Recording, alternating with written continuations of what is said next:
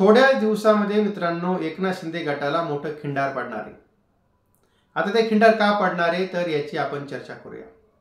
आता जर आपण बघितलं असेल मित्रांनो, एकंदरीत आता सध्या भारतीय जनता पार्टी, एकनाथ शिंदे राष्ट्रवादी काँग्रेस यांचं सरकार आहे आणि भारतीय जनता पार्टी यांना तर काय लोकसभेच्या किती जागा देत आहे आता ते आपण बघतोय।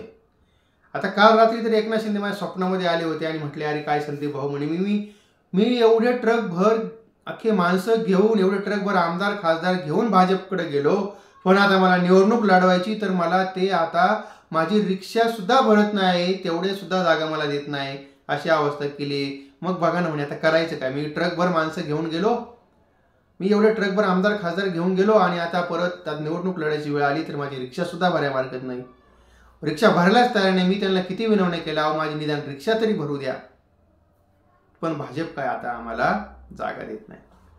हे सगळ्यात महत्त्वाचं काय नाही मित्रांनो, कारण आता झाले असं भारतीय जनता पार्टीने यांची गळचेपी करून टाकलेली आहे। आता हे त्यावेळेस मोठमोठे डेंगा हाकायचे, 22 जागा घेणार, 22 लोकसभा जागा आम्ही भांडून घेणारच, पण आता भाजप कुठंतरी त्यांना 10 जागा देण्यापर्यंत आले आणि त्या अजित पवारचं ते विशेष नको, 4 जागा द्यायला लागले, त्या 4 पैकी 2 जागा घरात, 2 जागा दारात, संपला विषय।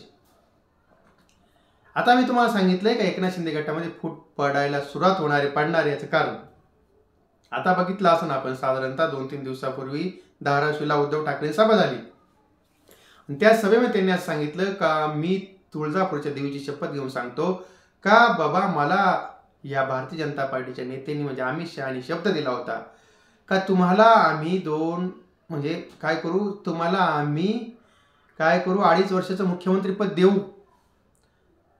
आणि त्याच्यानंतर बघितलं असं आपण जवळ 2-2.5 वर्ष यांनी कधी नकार दिला नाही भाजपवाल्यांनी, आणि पण ज्या वेळेस त्यांनी हे केलं, आपण म्हणूया ही मोठी घाण केली आणि शिवसेना फोडली आणि त्यावेळेस ते म्हणायला लागले का शब्द दिला नाही, पण पहिले 2.5 वर्ष ते बोलले नाही। आणि आणखी सगळ्यात महत्त्वाचं का उद्धव ठाकरे त्यांना न सांगता गेले नाही, म्हणजे जवळजवळ महिनाभर ते सांगत होते किंवा तुम्ही आम्हाला शब्द दिलाय आणि तुम्ही आम्हाला 6 महिने मुख्यमंत्रीपद द्या, पण भाजपनं दिलं नाही आणि म्हणून नाईलाजास्तव त्यांना भाजप बरोबरची युती तोडावा लागली। आणि पण भाजपनं जे केलं ते त्यांनी न सांगता केलंय, इथं तुम्ही ही गोष्ट लक्षात ठेवा। आणि पण मग आता आपण विचार करा बघा, आता हे असं म्हटलं उद्धव ठाकरे आणि उद्धव ठाकरे असे म्हणल्यानंतर एकनाथ शिंदे गटाचे जे आता आमदार आहेत संजय शिरसाट, तर आता हे संजय शिरसाट जे आहेत ते सुद्धा म्हटले का होय माननीय अमित शहांनी उद्धव ठाकरेंना शब्द दिला होता। आता एकंदरीत म्हणजे असं झालंय का ह्या संजय शिरसाटांनी सुद्धा असं म्हटलं, म्हणजे त्यांनी त्यांच्या तोंडाने म्हटलं, त्यांनी इनडायरेक्ट असं म्हटलं का हे अमित शहा खोटं बोलतायत म्हणजे त्यांनी अमित शहांनी उद्धव साहेब ठाकरेला शब्द दिला होता का तुम्ही का बाबा भारतीय जनता पार्टी शिवसेनेला मुख्यमंत्रीपद देणार। आणि आणखीन एक आहे का त्याच्यानंतर दीपक केसरकरांनी सुद्धा सांगितलं का होय उद्धव ठाकरेंना अमित शहांनी शब्द दिला होता। आणि त्यांनी पुढे पण सांगितलं असं का उद्धव साहेब ठाकरे आणि नरेंद्र मोदी यांची भेट झाली आणि उद्धव साहेब ठाकरे आणि भारतीय जनता पार्टी एकत्र येणार आहे। आता मग याला म्हणायचं काय, आता मग हे लोक उद्धव साहेब ठाकरेंच्या सपोर्टमध्ये का आले, तर याचं सगळ्यात महत्त्वाचं कारण असं आहे का ह्या लोकांना कळून चुकलंय का भारतीय जनता पार्टी ज्यावेळेस ही तिकडे गेले त्यावेळेस 22 जागा देणार होती, 10 जागावरती आणून ठेवलं। आता विधानसभेला आपल्याला तिकीट भेटतं का नाही, आपल्याला जर विधानसभेचं तिकीट भेटायचं असेल तर मग आपल्याला एकनाथ शिंदे गटात राहून काही फायदाच नाहीये, आपल्याला एकनाथ शिंदे गटातून बाहेर पडावंच लागेल तरच आपल्याला जास्त सीट भेटतील।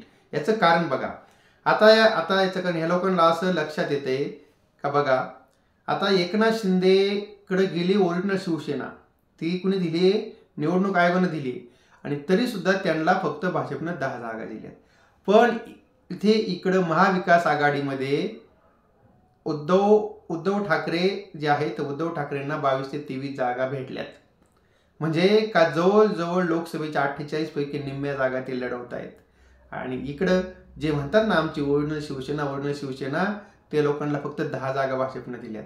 आणि म्हणून आता या सगळ्या आमदारांना खासदारांना फरक हा जाणवायला लागलाय आणि ह्या 10 मधले सुद्धा त्यांचं असं म्हणणं आहे काही 6 जण निवडून येणार नाहीयेत. या 6 ठिकाणी तुम्ही काय करा, दुसरे उमेदवार द्या, नाहीतर तुम्ही भाजपचे उमेदवार शिवसेनेच्या चिन्हावरती लढवा आणि किंवा काही ठिकाणी शिवसेनेचे उमेदवार भाजपच्या चिन्हावरती लढवा. आता त्याच्यामध्ये बघा मित्रांनो, भावना गवळींचा पत्ता कट होणार आहे. दुसरं हेमंत पाटील जे आहेत त्यांचा पत्ता कट होणार आहेत. धैर्यशील माने यांचा पत्ता कट होणार आहे. पर संजय मंडलिक यांचा पत्ता कट होणार आहे. गजानन कीर्तीकर यांचा सुद्धा पत्ता कट होणार आहे. तर मग मित्रांनो, हे एवढे अनुभवी माणसांना तिकीट नाही भेटलं तर एकनाथ शिंदे गट राहणार आहे का? तर नक्कीच राहणार नाही. म्हणून आता सध्या एकनाथ शिंदे गटातल्या जे काही आमदार असतील आणि जे खासदार असतील का ज्या लोकांनी उद्धवसाहेब ठाकरेंवरती फार खालच्या पातळीवरती जाऊन टीका केलेली नाही, ते लोक आता उद्धवसाहेब ठाकरेंबरोबर जुळवून घेण्याच्या प्रयत्नामध्ये आहेत. आणि म्हणूनच आता मित्रांनो असं म्हणायला वाव आहे का बाबा एकनाथ शिंदे गटामध्ये फूट होणार आणि एकनाथ शिंदे गटातले निम्म्याला वर आमदार जे आहेत ते परत हे उद्धवसाहेब ठाकरेंकडे म्हणजे मूळ शिवसेनेकडे परत येणार आहेत. आता बघा, तुम्ही विचार करा, आता यांना आता म्हणजे एक तर झालंय काय का, ह्यांना निवडणूक आयोगाने यांना पक्ष दिलाय, यांना चिन्ह दिलंय, पण यांना कोणी शिवसेना म्हणतच नाही का, यांना सगळे एकनाथ शिंदे गटच म्हणतायत आणि उद्धव साहेबांना पक्ष दिलेला नसताना सुद्धा त्यांना ओढणं शिवसेना म्हणतायत. हाच तर फरक महत्वाचा आहे. आणि आता साधारणतः बरेचसे सर्वे पण आलेले आहेत आणि सर्वे सुद्धा सांगतात का भारतीय जनता पार्टीनंतर सगळ्यात जास्त जागा या उद्धव ठाकरेंनाच येणार आहेत. आणि म्हणून आता ही नाराजांची संख्या जी आहे ती नाराजांची संख्या आता वाढते आणि त्याचा परिणाम असा होणार आहे का एकनाथ शिंदे गट कोलॅप्स होणार आहे. आणि तेव्हा मित्रांनो, का ही सगळ्यात महत्त्वाची घडामोड होती. आणि आपल्याला जर काही याच्यामध्ये मित्रांनो काही वाटत असेल आणि आपल्याला जर काही कॉमेंट्स करा वाटत असतील तर आपण त्या चांगल्या भाषेमध्ये आपण मित्रांनो कॉमेंट बॉक्समध्ये कॉमेंट करू शकता. आता मित्रांनो, मी हे जे काय सांगितलंय ते काय मनाचं सांगितलं नाही.